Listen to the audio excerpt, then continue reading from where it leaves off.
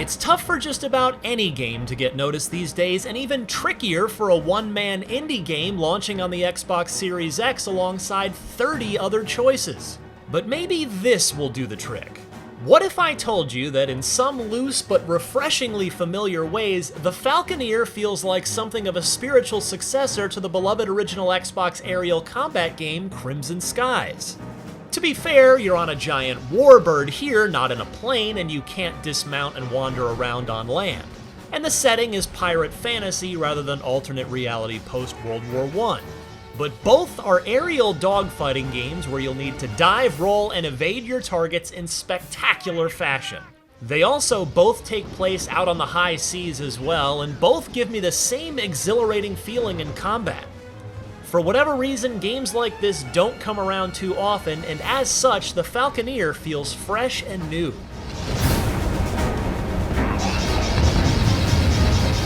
On the Earth, the Imperial houses rule. The Mansour Order researches, maintains, and controls technology. The Falconeer makes a reasonable attempt at world building, but at first it's all pretty dense. The story isn't told through cutscenes, rather it's dictated to you by characters in the world. You're a warbird pilot in the Great Ursi, trying to defeat the bad guys while also taking on the occasional side job. You can upgrade your warbird along the way, too, with mutagens that up its stats while you level up as its pilot. The stylized graphics probably won't blow you away on the Series X, but of what I've played on the new Xbox so far, the Falconeer's 120 frames per second option is the most impressive high frame rate game I've seen. I wish I could properly show it to you on this video. It's glass smooth no matter how much you whip the camera around, even in the most heated of battles, and it still hits 1800p in this mode. Dial it down and you've got a rock-steady 4K at 60 frames per second. Maneuvering takes a bit of getting used to, but it's really fun once you get the hang of it.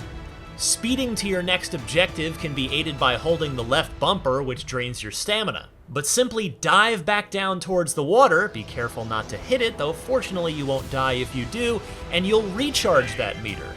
Do rolls with the right bumper and hold left trigger to slam on the air brakes for even tighter 180s. Cycling through targets by pressing the X button couldn't be simpler. It all adds up to an easy to pick up, moderate to master control scheme that will have you outdueling your rivals in no time. I do think there's too much idle downtime en route to or on the way back from mission spaces, and the introductory loading screen doesn't do a great job of easing you into the Falconeer's lore, but it is worth a look on either Xbox for sure. For more on the Xbox Series X, don't miss our comprehensive final preview, and for all your other next-gen needs, you're already in the right place right here at IGN.